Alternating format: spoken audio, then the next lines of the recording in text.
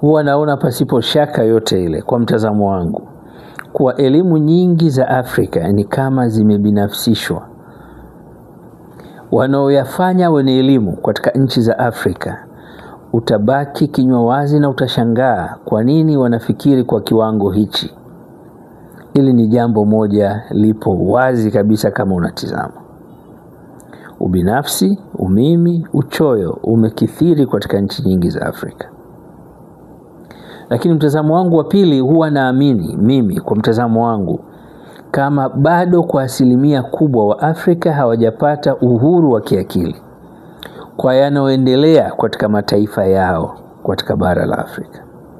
Kwa kuna kila sababu ya kupata uhuru wa kiakili, lakini kuna kila sababu ya kubadilisha mila na utamaduni ili tuweze kutoka tulipotoka, tuwe imara zaidi katika safari ya maisha. Hili ni swala linawezekana. Lakini ukimsikiliza T.R. Msigwa katika klipu zake nyingi, watu wengi wananiambia T.R. Msigwa tukuone kwenye TikTok, naambia siku hizi mitandao ina changamoto yake. Kama una VPN ni ngumu, lakini naamini kila jambo lina mwisho huko mbele, kila kitu kinaweza kikawa sawa na tunaweza kuonana pasipo shaka yote. Lakini YouTube na mitandao mingine inawezekana ikawa napatikana T.R. Msigwa kwa kunifuatilia na kunisikiliza kile ninachokiongea. Dhamira yangu ni kuthibitisha kwa mara nyingine kuwa inawezekana mtu kupumzika kutumia dawa kwa muda mrefu na akaendelea kuwa salama zaidi kwa kipindi kifupi sana. Akatumia dawa kipindi kifupi na akakaa muda mrefu zaidi bila kutumia dawa na akawa salama kwa mujibu wa vipimo vya kimaabara.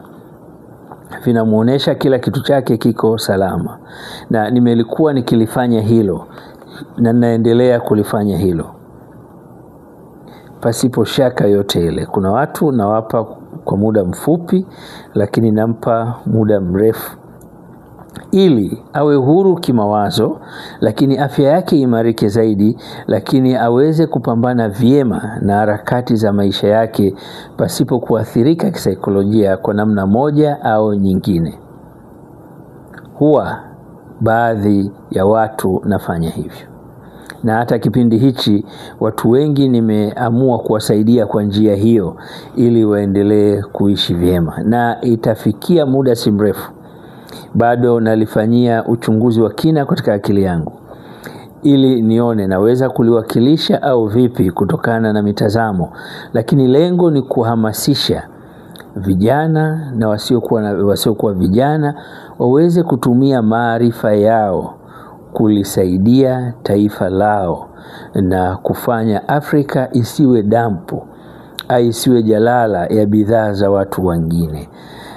Mashati, yani mtu atoke huko aje Afrika kununua vitu ambavyo vitafanya pesa yetu iendelee kubaki Afrika na iendelee kutumika Afrika na iendelee kuwanufaisha wa Afrika.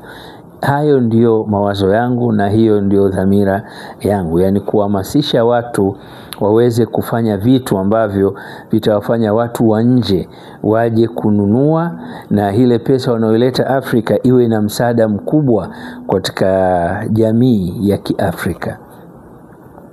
Katika upande wa HIV nafanya vizuri sana na najivunia sana hilo, na naendelea kufanya vizuri kila kukicha na kuja na mtazamo mpya ili mradi ndugu zangu waliopata bahati mbaya kugundulika na mistari miwili afya yao iwe imara zaidi na kila kitu kiwe kizuri zaidi.